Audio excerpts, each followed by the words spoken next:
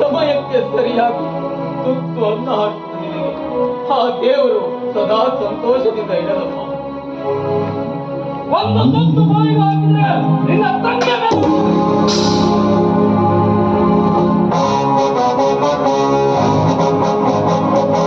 ಕಂಡವರ ಮನೆಗೆ ಬಂದು ಸುಖಾಸನದಲ್ಲಿ ಕುಳಿತು ಊಟ ಮಾಡೋದಕ್ಕೆ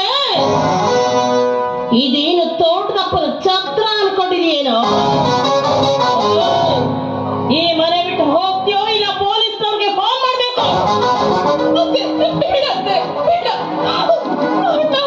ಅಂತ ಬಂದಾಗ ಒಂದು ತುತ್ತು ಹಣ್ಣು ಹಾಕ್ತಿರೋ ಕಟ್ಟಕ್ಲಾಗ್ಬಿಡ್ತೀರಮ್ಮ. ಅದಕ್ಕೆ ನನಗೆ ಊಟ ಕೊಡೋದಕ್ಕೋಸ್ಕರ ಅಣ್ಣನ ಕೂರ್ಸಿದ್ರೆ ಕೈಲಿರೋ ತಟ್ಟೆಲ್ಲಮ್ಮ. ಆ ದೇವರಾದ್ರೂ ಇದನ್ನ ಕ್ಷಮಿಸ್ತಲ್ಲ. ಅವ್ರಿಗೆ ಹೊಟ್ಟೆ ತುಂಬ ಊಟ ಕೊಡ್ಬೇಕಾಗಿರೋದು ಪ್ರತಿಯೊಂದು ಮನುಷ್ಯನ ಧರ್ಮ. ಅಣ್ಣ, ಇಂಥ ಕತ್ತೆಗಳಿಗೆ ಕೃತಿಯಿಂದಲೇ ಕಾರ್ಯ ನಡಿಬೇಕು. ಬಾಯಿ ಮಾತಿಂದ ಮಾತಾಡಿದ್ರೆ ಇವರೆಲ್ಲ ಬಗ್ಗೋ ಜನ ಅಲ್ಲ ಅಂತ ಬರ್ತದೆ. ಕತ್ತೆ ಹೊಲ್ಲು ಮುರಿದಂಗೆ ಒಂದ್ ಹಾಕಣೆ ಬೇಡ. ನನ್ನ ಯಾವ ರೀತಿ ತಪ್ಪು ಮಾಡಿಲ್ಲ. ದಯವಿಟ್ಟು ಮತ್ತೆ ಅವ್ರಿಗೆ ತೊಂದರೆ ಕೊಡಬೇಡಿ.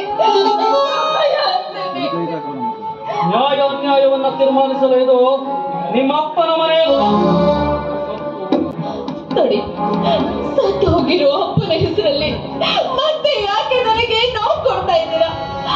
ಅದೇನೇ ಇದ್ರು ನನಗೆ ಹೇಳಿ, ಅದನ್ನ ಸಹಿಸ್ಕೊಳ್ತೀನಿ. ಮತ್ತೆ ಮತ್ತೆ ಅದೇ ನೆನಪುಗಳೆಲ್ಲ ಕಾಣಿಸಿ ಮತ್ತೆ ಈ ರೀತಿ ಚಿತ್ರ ಯೋಚನೆ ಕೊಟ್ರೆ ಅದನ್ನ ಸಹಿಸ್ಕೊಳ್ಳೋದಕ್ಕೆ ನನ್ನಿಂದ ಸಾಧ್ಯವಿಲ್ಲ.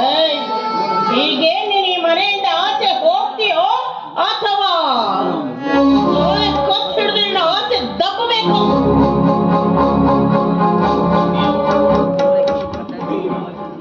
ಬದುಕಬೇಕೆಂಬ ಆಸೆ ನನಗಿಲ್ಲಮ್ಮ. ಉಳಿಸಬೇಕೆಂಬ ಆಸೆ ನಿಮಗಿಲ್ಲದಿದ್ದರೆ ಒಂದು ತೊಟ್ಟು ವಿಷವನ್ನು ಕೊಟ್ಟು ಬಿಡಿ. ಕುಡಿದು ಕಣ್ಮುಚ್ಚುತ್ತೇನಮ್ಮ, ಕಣ್ಮುಚ್ಚುತ್ತೇನೆ. ನಿನಗೆ ವಿಷ ಕೊಡೋದಕ್ಕೆ ನಾನು ಯಾರಪ್ಪ? ಮನೆಗೆ ಬಂದ ಭಿಕ್ಷುಕರನ್ನ ಮನೆಯಿಂದ ಹೊರಟು ಹೋಗು ಅಂತ ಹೇಳೋದಷ್ಟೇ ನನಗೆ ಕೆಲಸ.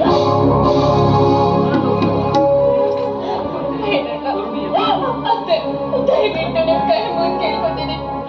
ಅಣ್ಣ ಹಸುವಲ್ಲಿರ್ಬೇಕಾದ್ರೆ ಅವನನ್ನ ಹಸುವಿದರೆ ಕಳಿಸ್ಬೇಡಿ. ದಯವಿಟ್ಟು ನಿಮ್ಮ ಕೈ ಮುಂದೆ ಕೇಳ್ಕೊತೀನಿ. ನನ್ನ ಅಣ್ಣನಿಗೆ ಚಿತ್ರ ಹಿಂಸೆ ಕೊಡ್ಬೇಡಿ ಅಂತೆ. ಈ ರೀತಿ ನೀನು ಕಣ್ಣೀರು ಹಾಕುವುದು ನಮಗೇನು ಹೊಸದಲ್ಲ. ಮೊದಲು ನಿಮ್ಮ ಅಣ್ಣನನ್ನ ಈ ಮನೆಯಿಂದ ಹೊರ ಹಾಕು. ಆಮೇಲೆ ಬೇಕಾದರೆ ಅಡುಗೆ ಮನೆಗೆ ಹೋಗಿ ನಿನ್ನ ಮನ